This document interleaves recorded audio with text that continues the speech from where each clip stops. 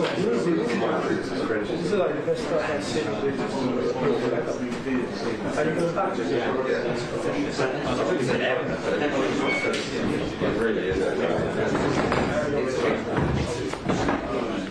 two, 1, 2, mic test. 1, 2, 1, 2, 3, 4, 5, 6, 7, 8, 9, 10. 1, 2, 1, 2, mic test. Channel 1 should be the top mic. Channel 2 is the camera mic. As usual, 1, 2, 3, 4. Testing for MCR. Yeah, happy?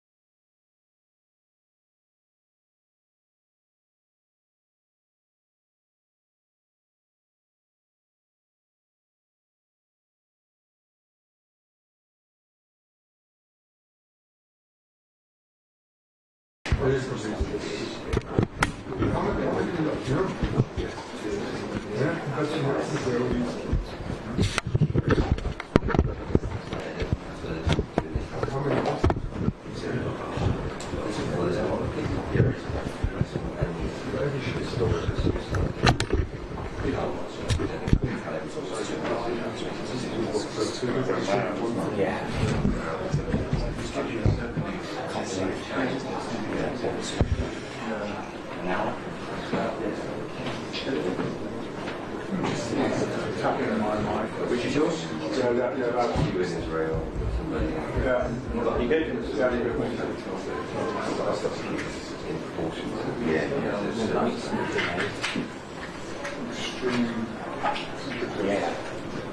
that's not pleasant.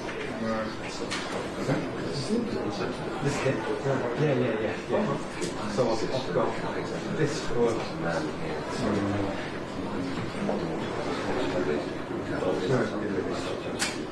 and then I've got my FXM and when I work with and I've also got an 874 mic and outlay which do connect talking heads. Thank you.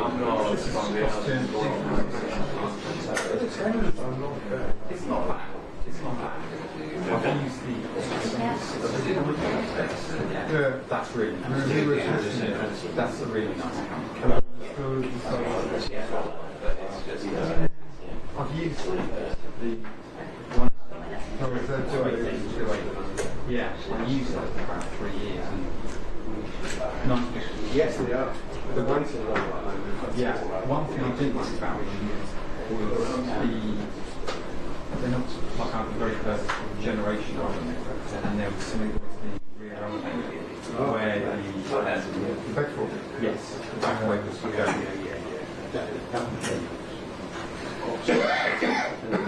Yeah. You saw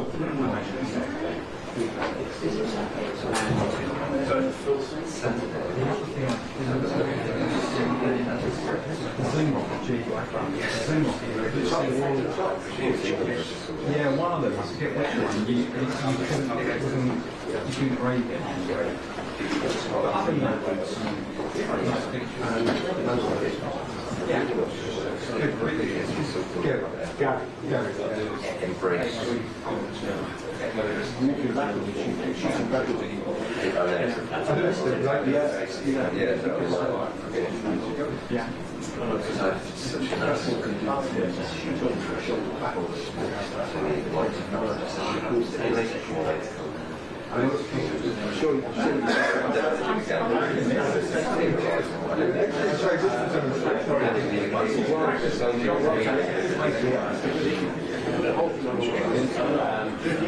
So your resource they use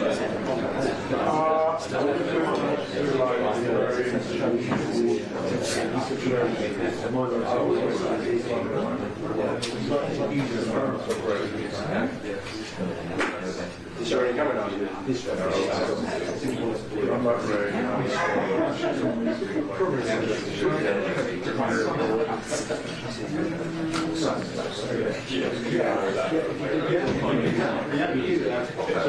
Oh yeah. Sorry, yeah. I was just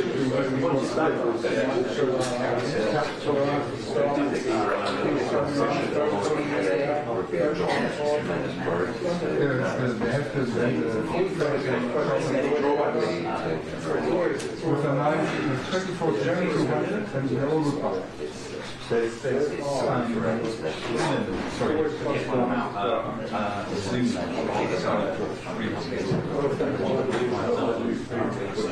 on a full frame.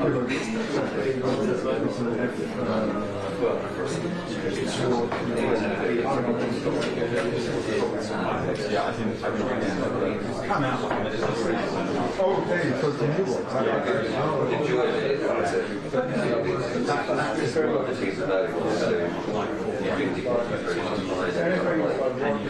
Not like a goal.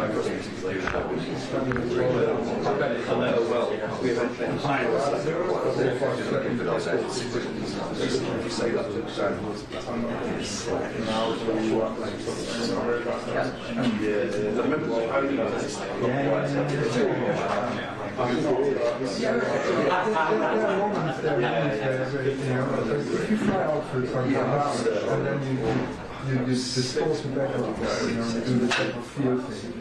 You can be anywhere, yeah? But then you just go with the extra up and you have to do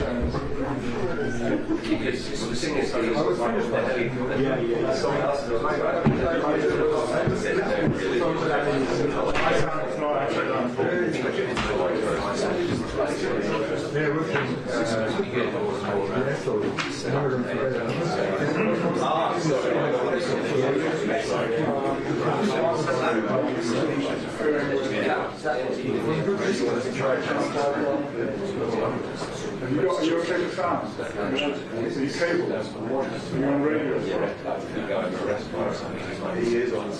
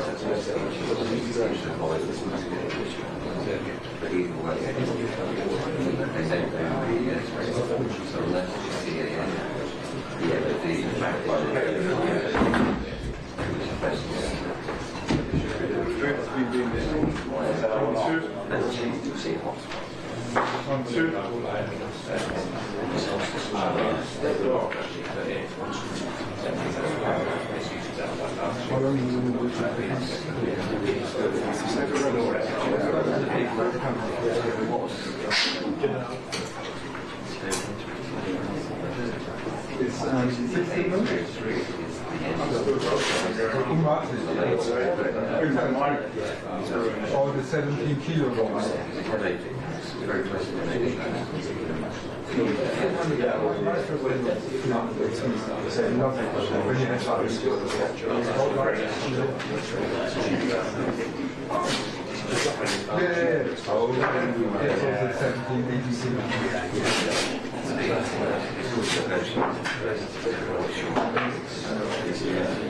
least die deutschen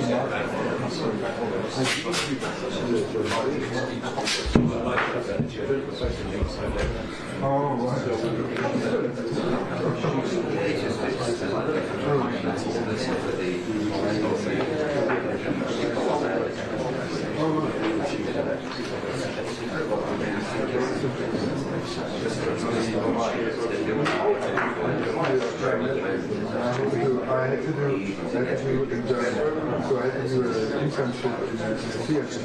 But I'm never going to say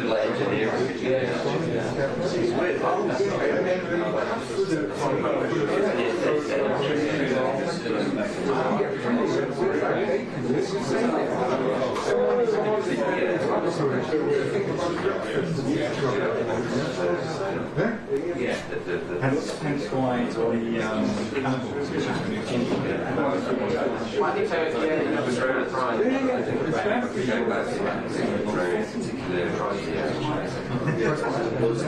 I'm never going to leave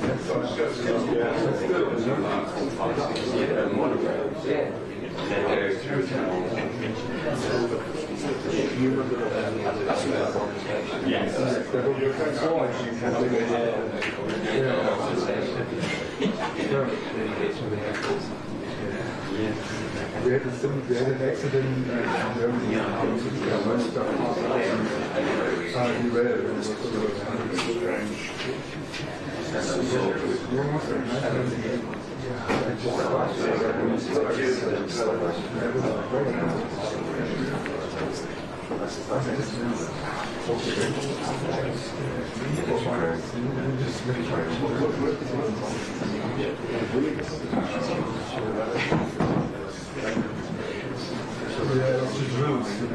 Yeah, I'm on planning.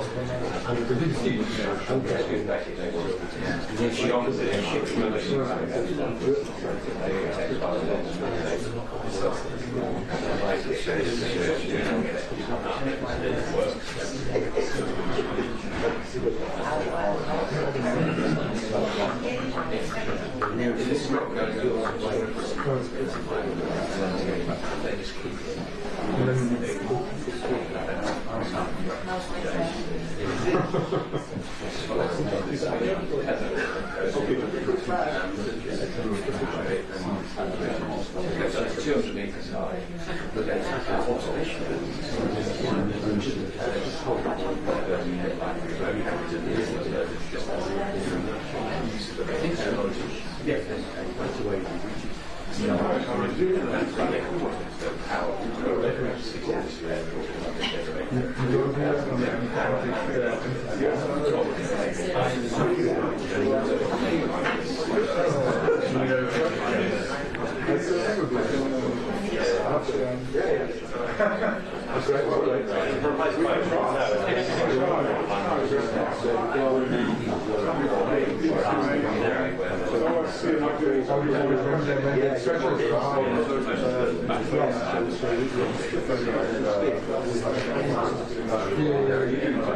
Well, I saw that actually happen.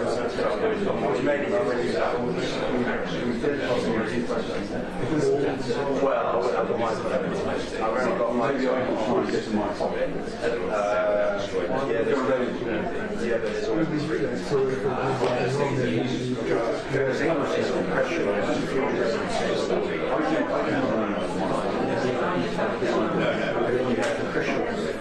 the frequency.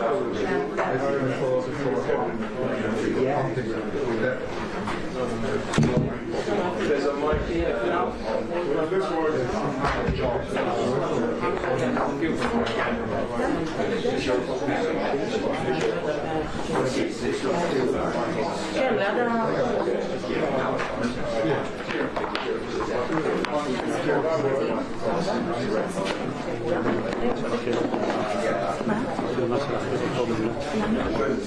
פיסלוק שם בבית. אבל תמונות אחרות. אילן, I need Emmanuel's help.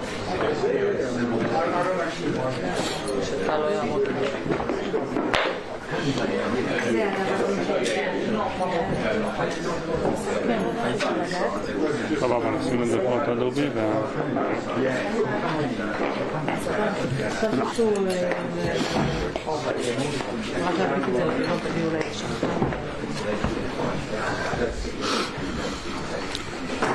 מה היה הסדר בחיים? אני חושבת כן.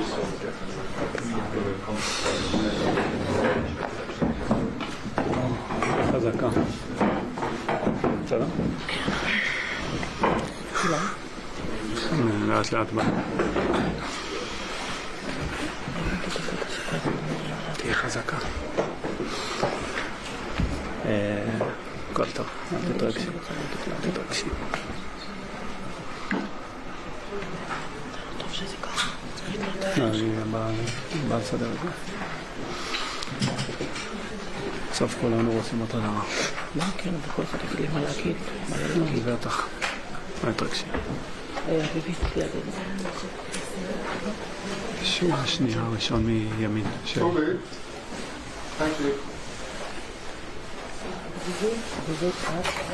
גילי, מיכל.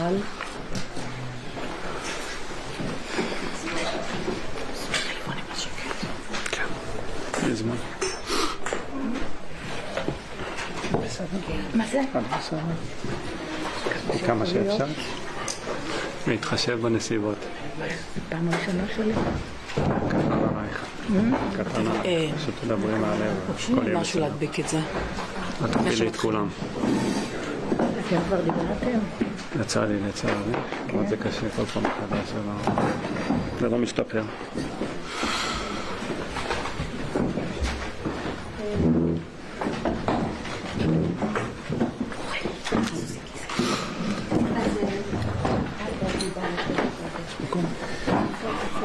חסרה לנו מיכל. לא, תזכירי לנו.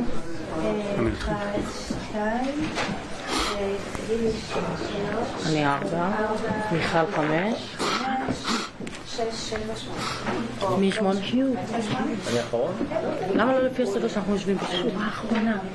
כן, לא יהיה מבלבל את כל הסדר. אורלי, אי אפשר לפי הסדר שאנחנו יושבים פשוט. הכי טוב. ואת כנסה לזה. לא משנה. לא משנה. שזוכר.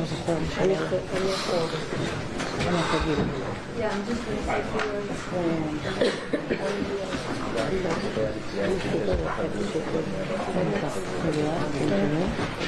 מתחילה מלהציג? כאילו זה מתחיל ממישהו מציג משהו או שפשוט מתחיל לדבר? את רוצה את עכשיו גורי? אני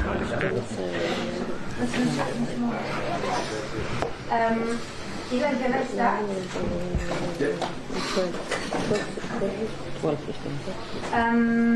Hello everyone, good morning. Thank you for coming. My name is Orly Goldschmidt. I'm the spokesperson for the Israeli embassy here in the UK. We are 5 months, 153 days since the horrible attacks on the 7th of October, and since Hamas took over more than 240 of our people, children, women, young people, elderly people. In November we had a truce, but still we have more than 130 people there in Gaza, and we have today representatives of some of the families who have agreed to come and speak about their close ones. I will also remind everyone that we still have, out of the 133 hostages, 2 hostages that are dual British citizens. It is important to remember. We have here with us, you will introduce yourself. I think it will be easier. We have a lot of representatives. I'll just say a few logistics before we start. Everyone will speak for a few minutes, and then there'll be time for questions from the journalists. And then at the end of the press conference, for those journalists who will be interested in having a one-on-one interview with the families of the hostages, you can come to me or to my team. Where are they? Ilan and O, you see them, and you can ask for interview with specific relatives. And we will arrange that as well. There's plenty of time, so not to worry. Thank you, everyone, and Michael, please start. Hello, everyone. My name is Michael, or Michael. I'm Or Levi's brother. Up until 5 months ago, if you told me that I'll come to London, the reason was probably business or pleasure. And then my brother decided to go to a music festival. And since then, my life mission is to bring him back. Or and his wife Einav went to a music festival. They left their 2-year-old son Almog at home. When they got there, they had to run away into a bomb shelter because of a missile attack. But for a second, they thought they were safe. And then the terrorists arrived and threw grenades into this bomb shelter and sprayed it with bullets. His wife, Einav, was murdered.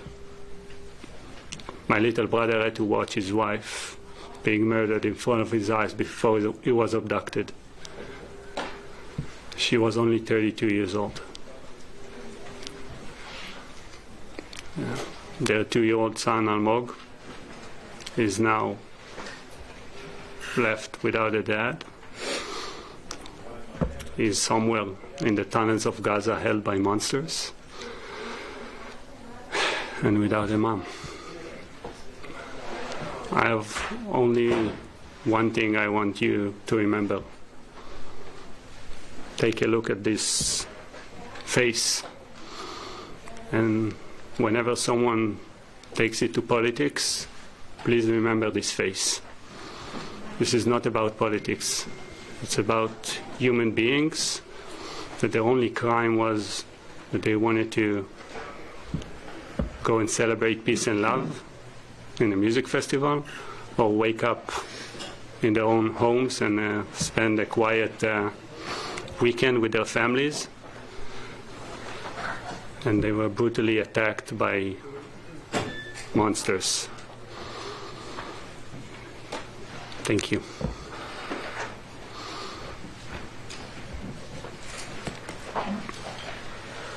Good morning, everyone. I'm Diana. I'm the grandmother of Shai Levinson. Shai Levinson was 19 years old and 4 months when he was murdered. He was an IDF soldier, he was a tank commander, and he was stationed in the border of the Gaza Strip between Kibbutz Be'eri and Kibbutz Re'im. I think that they were probably one of the first tanks engaged in the war, about 6:25 in the morning of that cursed Sabbath, and they fought for half an hour, very bravely, very courageously, against dozens and dozens and dozens of invaders, murderers, until an anti-tank rocket flew to their tank. The crew was contained of 4 people. 2 people died, and Shai, being the tank commander, flew out of the tank because of the blast of the rocket. We didn't know a lot about him until 2 weeks later, when we were told that he was probably kidnapped to Gaza, and his situation was unknown. And this is how we lived between heaven and earth, not knowing anything about him, until the 21st of January, when the army told us that he died on that Saturday. No burial, no grave. The body is still in Gaza. We just said Shiv'ah. Shiv'ah is a Jewish custom, sitting 7 days and receiving people and family, consoling us. And this is it. But we still have 137 kidnapped people there with unknown. We don't know how they are. They are not taken care of medically. They are hardly given to eat anything, and they don't see daylight. And every day, every extra day is damaging their possibility of coming home alive. So you are our ambassadors, and please write and say things. We need them back. We didn't start that war. We want our people back. Thank you. Hi everyone. First of all, thank you for coming to cover our stories. I think it's vital and very important to all of us. My name is Gili Roman, and I will try to be a voice of hope this morning. My sister Yarden has been kidnapped from Kibbutz Be'eri alongside her husband and her little kid, Geffen, and her sister-in-law, Carmel. They were taken brutally from the house. Yarden alone and Geffen put in a vehicle. Talshon, their neighbor, was put in the trunk. And just before the border, they managed to escape. They ran away from the car, jumped off the car, and while the terrorists were running, chasing them, shooting at them, the 3 of them, Yarden alone and Geffen, tried to run away, but at a certain point it was too difficult for Yarden to hold her little child in her arms, and she had to give her to Alon to be separated, and he saved Geffen's life and came back safely to Be'eri on October 8th. But Yarden had to stop, protect her body from the bullets, and she's been kidnapped and was held hostage for 54 days in Gaza alone, in a house with 3 terrorists. It is a hopeful story because Yarden has been returned to us after 54 days in the last year. It is also a hopeful story because Carmel, her sister-in-law, who is still in Gaza, we know from people who were released in that year,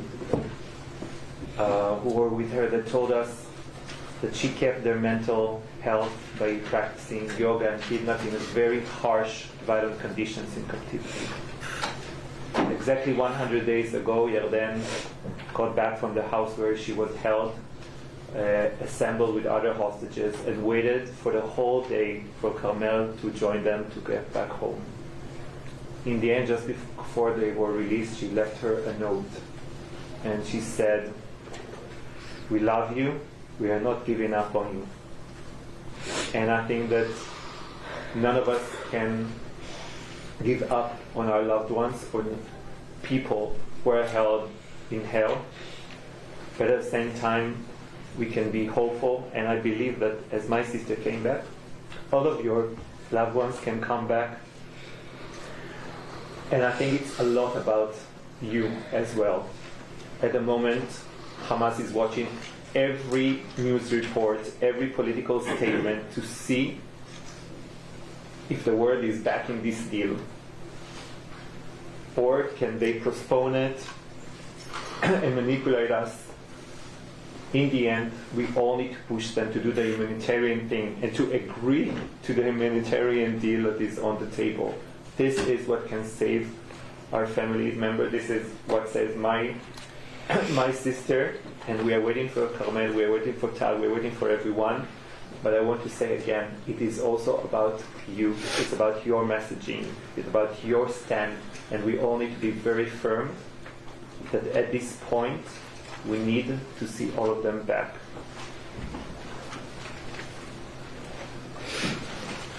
Good morning. My name is Inbal. I'm cousin of Tal.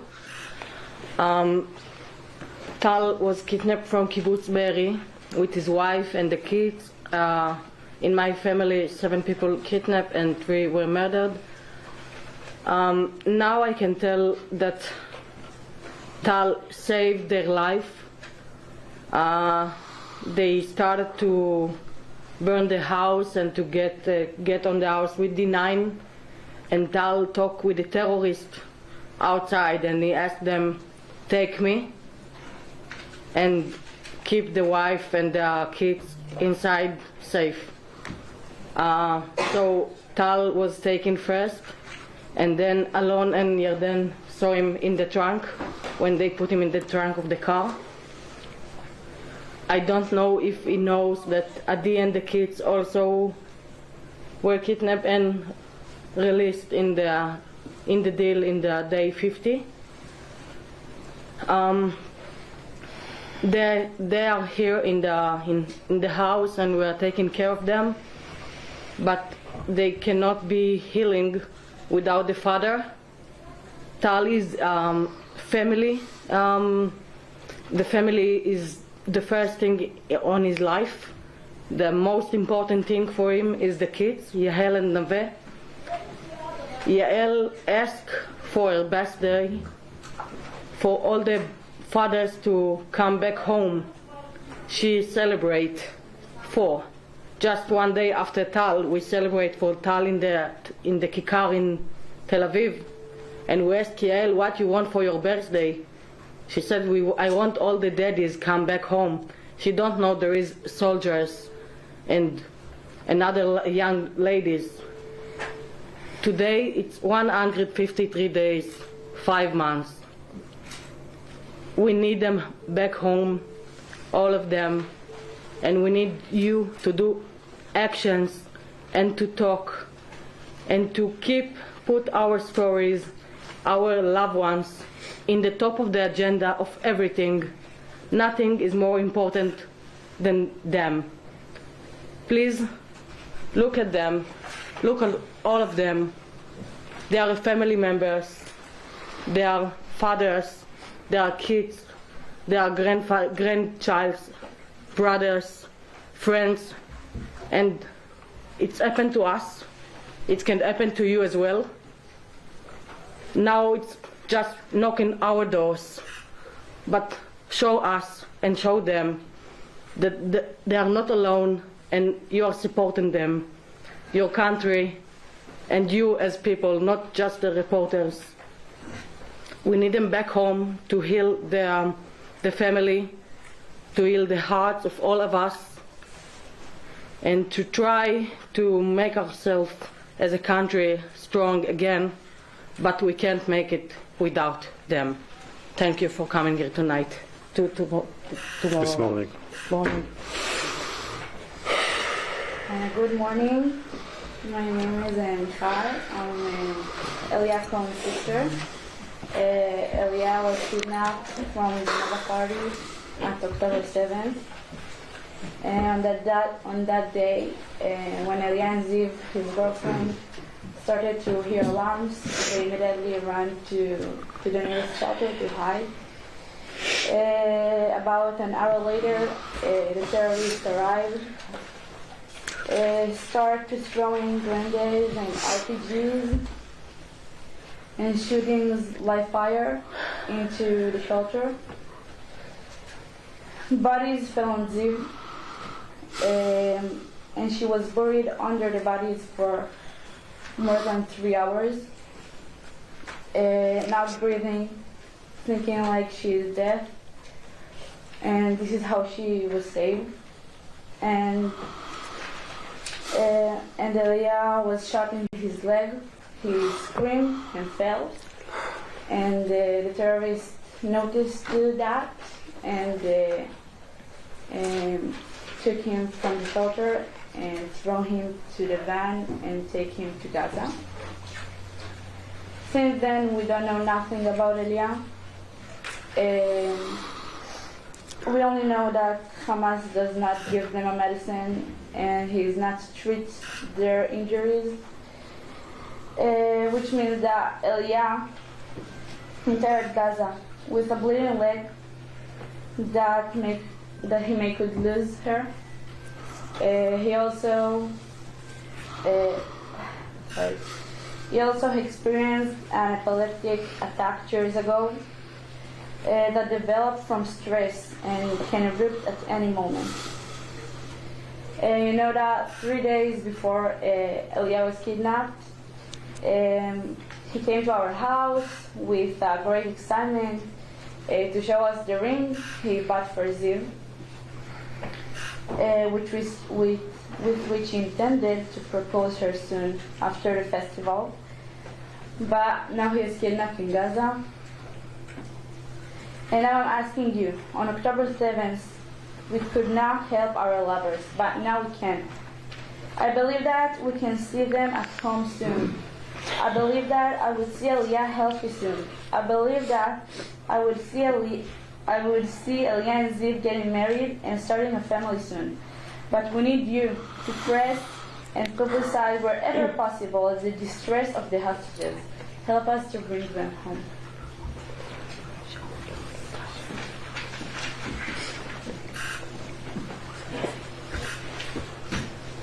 My name is Orit, and I'm Almog's Meir Jan's mother.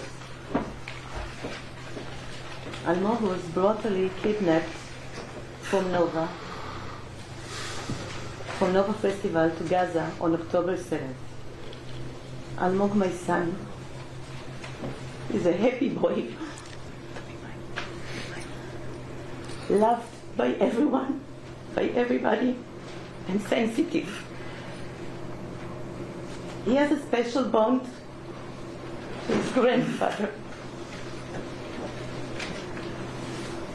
His grandfather had a lower back surgery 2 weeks before Almog was kidnapped. The grandpa was handicapped, and Almog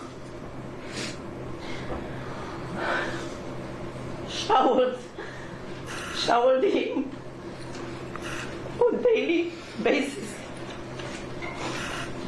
Before going to the festival, he showered his grandfather. Think about how it affected us all. How I miss him.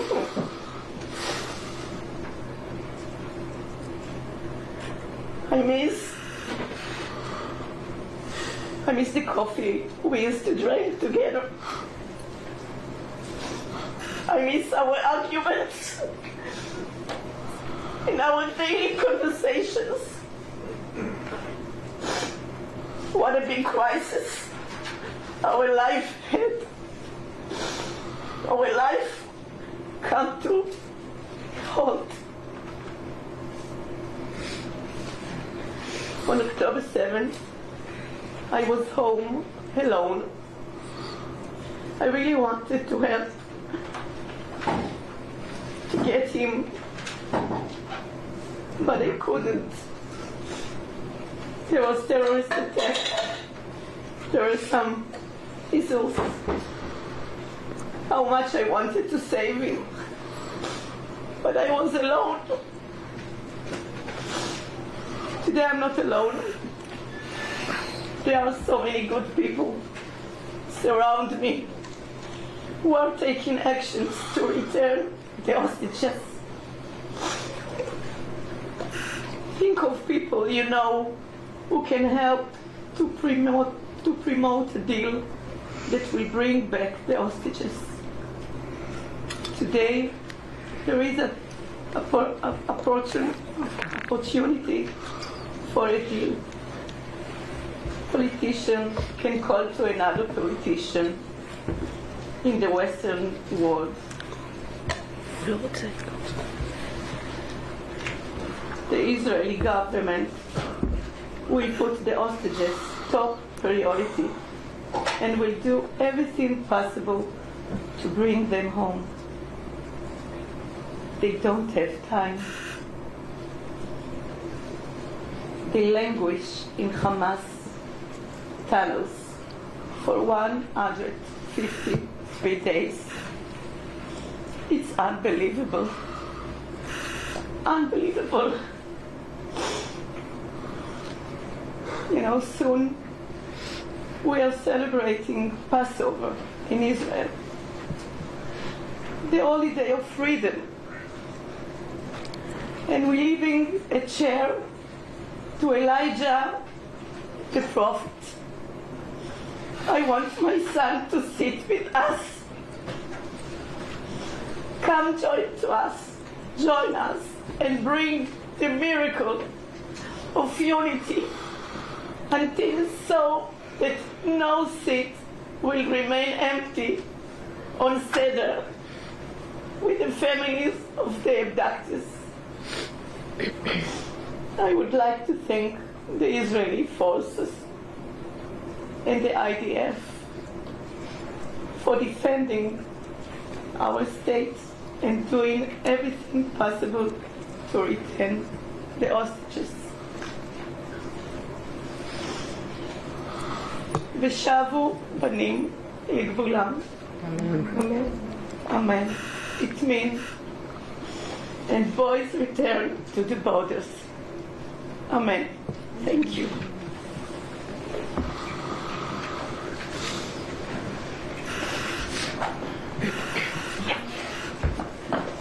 Good morning, everybody.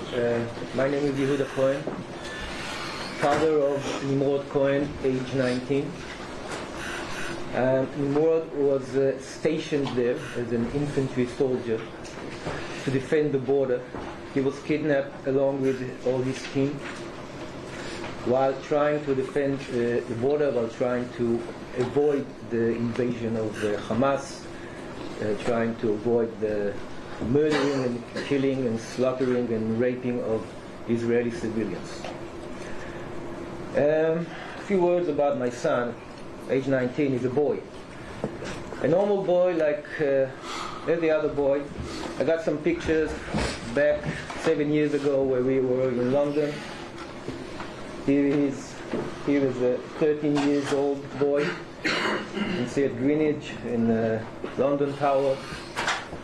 I just want to say that you have a son, you have a family. We all normal people living our normal life, when suddenly, with no reason, the Hamas attacked our border for the only reason of killing, raping, burning, humiliating, and kidnapping people. It doesn't matter if they are civilians or soldiers. Soldiers were there to defend the border. Soldiers were not there to attack anybody in Gaza. And the simple word is, if 134 kidnappers would be marched from Gaza back to Israel, this whole issue, this whole suffering from both sides will end. So what we want after 153 days, 22 weeks, 5 months, to bring all our loved ones back home. We know he's alive there. Just to give another point of how innocent my boy is, we heard from kidnappers who returned words about him, and one of the things is that the day he was kidnapped, they were asking the kidnappers what medicines they need. He just did a tattoo a week before. And he was so innocent that he was asking if there could be a possibility to bring him a cream for the tattoo. Something that needs to be treated when the tattoo is fresh. I mean, he wasn't there to harm anyone. He was there to defend. He's an innocent boy. Hamas took innocent children, innocent women, and kidnapped them just for the spite of it. And we want them all back home. Thank you very much.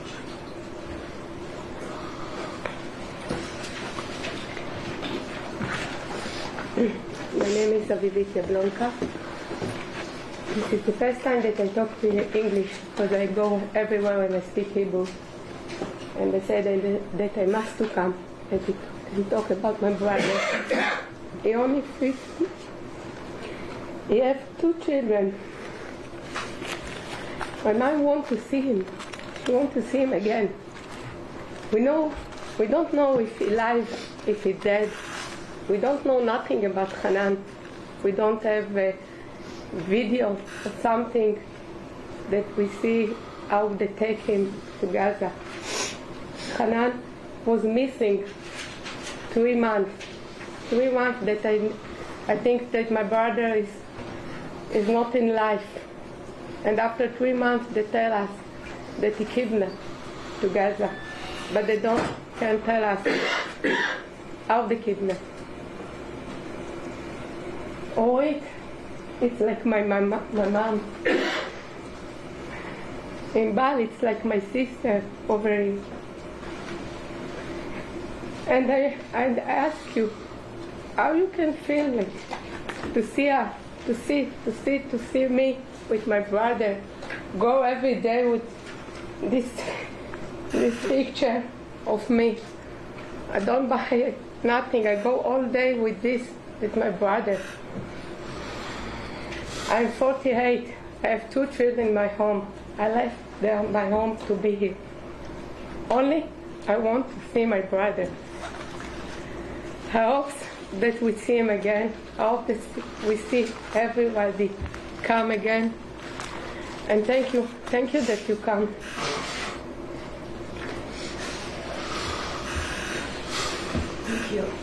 Thank you, everyone, for sharing a little bit of what is happening in your lives and your loved one. Yes, please, questions. Lucy, can you introduce yourself? Hello, my name is Lucy Manning. I work for BBC News, sharing the stories with us. I wanted to ask you if there are reports that Hamas is demanding a total ceasefire, a full withdrawal. Is that something you would wish the Israeli government to accept? Let's say we wish anything done so the hostages will be released. We're not dealing with politics, we're not a part of the negotiation. We are the victims. And as the victims, what we want is that this issue will end, as I said before.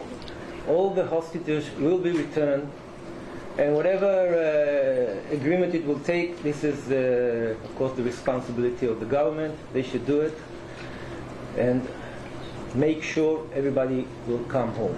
What happened afterwards, if it's politics, it's not our part. Is that something that I just want to try to reframe what you've asked. Practically what Hamas is asking is to stay in power, and to get more time to do the same as they've done on October 7th, as they promised after October 7th. So you can understand how this request or how this dilemma is excruciating to every Israeli person. And I don't think that we should be put on this dilemma. And I think that it's you that also need to be against these kind of demands. They should return the hostages as a part of a humanitarian agreement. That can also be humanitarian, of course, for the Palestinians. But I don't think that even the UK should adhere to a demand of a terrorist organization just to stay in power. Yes. John Ray from ITV News. Thanks for sharing your stories. Since you began talking, reports from Cairo say that the ceasefire talks have broken down, that Hamas have left the negotiating table. So what is it that you, who have so much at stake in this, what is it that you believe has to happen now in order for a ceasefire to come in and for your loved ones to come home? Again, we're not making the terms. We have a direct need, want of our beloved ones to come back. What it takes, it's a matter for the officials to do their negotiation, a matter of this dirty game, what to give and what to take. But I'm saying again, I'm emphasizing again, if 134 hostages will be marched from Gaza back to Israel, all this suffering on all sides will end. How negotiation will be done, we have no part of it. We have no influence. That would be very frustrating. That's frustrating. No. Yeah, of course. But that's why we are here. That's why we want to keep this issue on the table worldwide. And as been said here before, this is not only our problem. We are the frontier. What happened to us will happen to every other liberal Western country. This is just the beginning. If they succeed in Israel, they will continue, and they've done it in the past. We know the bombing in Madrid. We know the bombing here in London, in Canada. I mean, this is an international issue, emphasizing the Western world. So this issue needs to end. How it will be, this is the official responsibility to do, not us, governments. But this issue has to end, because there is a local issue of our problem, but this is a general issue worldwide. I will just say, I think that the answer is pretty simple. Immense international pressure. This is what might bring Hamas back to the table. I've met with the Prime Minister of Qatar over a month ago, in the end of January, that we felt that it's the verge of a breakthrough of a deal. We are here now in March, and still there is no deal. I think that it's a humiliating act by Hamas towards the negotiators. And now it's the time for really an immense international pressure for Hamas to get back to the table and agree to a reasonable deal that is the deal which is on the table at the moment. Yeah, I'm from Channel 4 News, Kieran. Just on the deal that was on the table, I think it's still on the table. I think we believe that it would only release about 40 hostages within 6 weeks. Would that be something that you would be in favour of, even though it would mean not all of the hostages being returned? Let's say every step towards the end, every hostage release is a blessing. On general definition, we need to start something. Once some agreement will start, some frame of agreement that will start with the first part, second part, etc., of releasing 40 and then releasing this and that. Something that will start is good, because it's going to continue. It had a good chance to continue. So we want anything that will start anything, it's something that will be It's good for the families. If we see someone come back, it's good for us. We know that they love the life over there, but now we sit here and we don't know nothing about everybody over there. We don't know if they live, if they dead, and we need to see him. If only one now come inside to Israel, we know that we have hope. This is what we need. We need hope. Yes, please. Kieran Marks, Time newspaper. Do you get any information or updates from the Israeli government on either the condition of hostages or the state of negotiations? No, because the Red Cross never got to see the hostages inside Gaza. We don't know about them, no, so the government can't tell us anything because they don't know. This is your time now to also put pressure on the Red Cross, UNRWA, whatever, to send people inside. We need information, we need signal of life from every one of them, and it must be immediately now. They supposed to do it in the last deal 100 days ago. It never happened. And just imagine if your loved ones is there and you don't know if they're alive or not, if you react quietly or you scream to the world to help you. Yes. I'll go with Mitch from News UK. I mean, the stories you've told us are harrowing. It's clear from the absolute heartache and the pain that you've been through. On the other side, there is thousands of people from Palestine who are also going through anguish and pain. Considering what you've been through, do you support the ongoing operation that's happening, or do you wish it would all stop?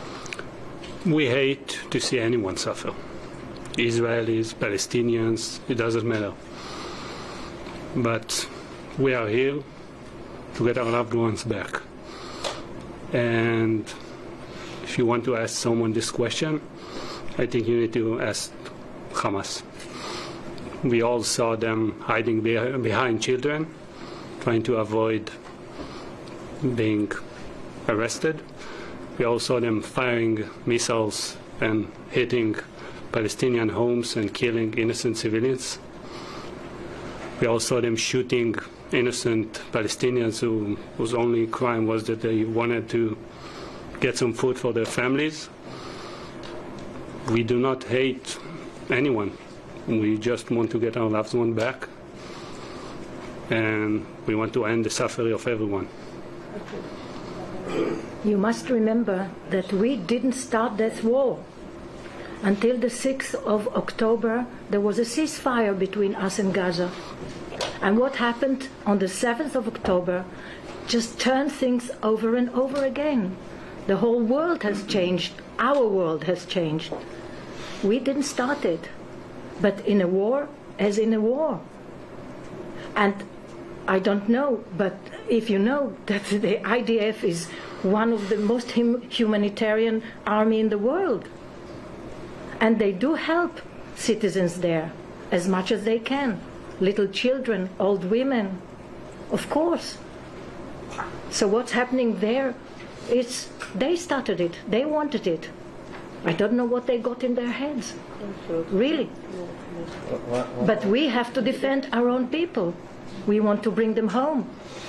What happens afterwards, it's up to the governments. We are not politicians. We are family members that wants the family members back home. You know, Kfir Bivas, the baby, he celebrate 1 year in Gaza. Just imagine if it was your child or your grandchild, your brother. They're not just a poster. They are someone's family. They are our family. They are your family as well. They're not only ours. Please try to imagine that they are your family as well. They are not just a poster.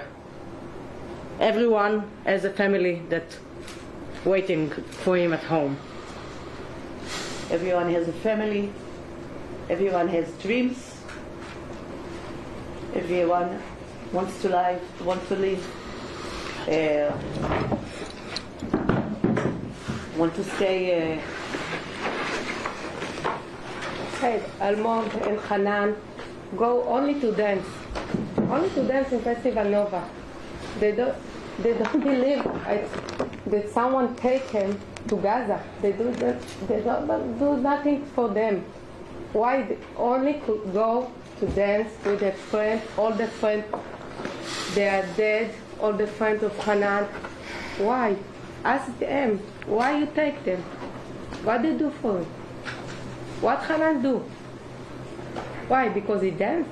Why they take him? He do something for people over there? I don't think. Andy. Andy here in Daily Mail. I know that today for International Women's Day you launched a campaign with a hashtag Bring Back Our Girls. This is obviously a hashtag that went viral in 2014 when Boko Haram abducted women. It was made famous by leading figures like Michelle Obama. I wondered what you made of the silence of women like that, and whether you want to talk a little bit about the campaign. I think that the fact someone keeps quiet over those horrific stories that we all heard means that they are hypocrites. Human beings are human beings. It doesn't matter if they are Israelis, if they live in Nigeria, if they live here in the UK. We are all human beings, and evil should be destroyed. That's it. You can add to that how the UN ignored this issue of raping and torturing of women. We have now the report of what happened on the 7th of October of raping and murdering of women, and Chief of Staff of the UN doesn't want to have anything to do with it, any meeting in the UN to discuss it. So yeah, big hypocrisy is going on. Yes. Nick Cullen with The Economist. You're all hearing your pain, but there is a kind of spark because just wonder kind of what is it that you say to the families of thousands of Palestinian prisoners, many of whom were also held without trial, who've been taken from their homes, whose loved ones are also waiting for them to come back. What would you say to the family, for instance, of Marwan Barghouti, who's at the top of the list, I think, for this prisoner exchange? Do you believe that this should happen, and what are you doing? What is your message to the families of those Palestinians who are also being held? Excuse me, this is the most ridiculous bat I've heard since October 7th. What is the connection between prisoners that are held, and many of them are trialed for murder by acts of terrorism and murder, and my sister, who is the physiotherapist, who worked with Palestinians in East Jerusalem and treated them and was completely innocent, taken from their home. Why are you asking us this question? It has nothing to do with each other. The fact that Hamas is preferring to deal with prisoners instead of protecting their own civilians, it's a matter of Hamas. We deal with it because this is their demands. Okay? And of course, we are trying to adhere to what is feasible for a negotiation. But really, I think that it's the most weird but that I've heard, and I heard many questions in the last 5 months. From those who haven't spoken, I mean, do you have any message to the families? Let me recap on that. First of all, Palestinian prisoners, emphasizing on prisoners, not kidnapped, people who did crimes from murdering, shooting, and held prisoners with all their rights, including visiting of families, fair trial, representation of lawyers. You want to compare it to innocent people who were living their lives and were kidnapped, and we don't even get information are they alive or not, or what their conditions. Do you think there should be an exchange? I think there should be an exchange. Yeah, we're willing to give to free criminals, emphasizing on criminals, cold-blooded murderers, for our beloved ones. But just to add on that, you mentioned Marwan The Barghouti. suffering of the family of Marwan Barghouti. You mentioned Marwan Barghouti. Yeah, the suffering of his family. Did you check? Barghouti killed tens of Israeli citizens. Okay, we really, I hope my government will be willing to free him for my son, for my innocent son who never did a scratch to anybody. So if this is a comparison, this is horrifying. I just wanted to add, you mentioned Marwan Barghouti. Did you check what he did? Do you know what he's sentenced to prison in Israel? He murdered tens or hundreds of Israelis. How can you compare him to Kfir Bivas, who is practically a baby? How can you even compare this? What did he do to anyone? And he's got visiting rights. Ophir doesn't have.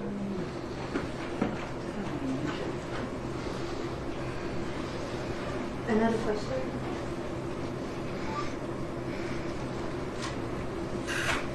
Okay. 1 second only. Yes. You talk that it's the International Women's Day. We know from first-hand talking about sexual violence against men. I'm sorry, my friends.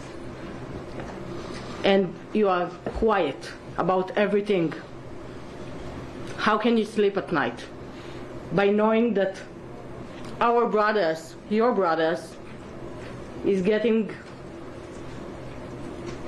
I don't know what they're doing there, what they're doing to them, to the ladies, to the men, to the baby, to the kid.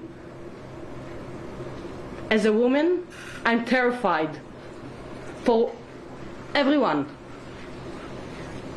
If the young ladies are pregnant, it's 5 months now.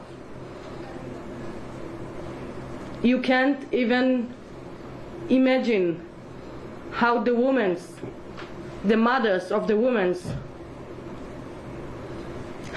living with the knowing of maybe they having a baby now from the Hamas. I'm terrified for them. I'm terrified for the men, for the old men, for the young one.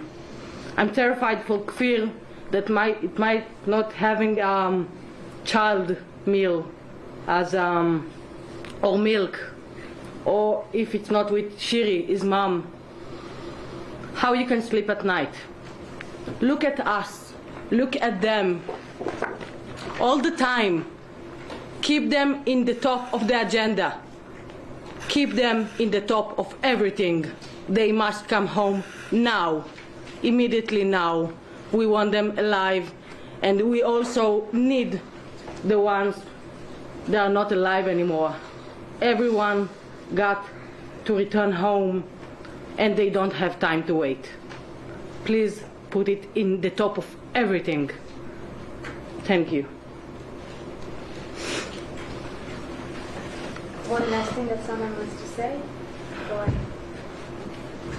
I just want to emphasize again the sentence, one simple sentence. If 134 hostages will be marched from Gaza back to Israel, suffering from all sides will stop. Thank you. Yeah, and I'll add that none of us would have ever imagined that after 5 months we'd still be here discussing the fate of our hostages. It's horrible, it's beyond comprehension. So we really need you to emphasize their message and to bring it to the UK and to the world. Thank you very much for accepting to speak, and thank you for joining us this morning. Again, for those who are interested in one-on-one interviews with some of the members, please talk to me or to Ilan, I can see him. and we'll arrange that. Thank you very much, everyone.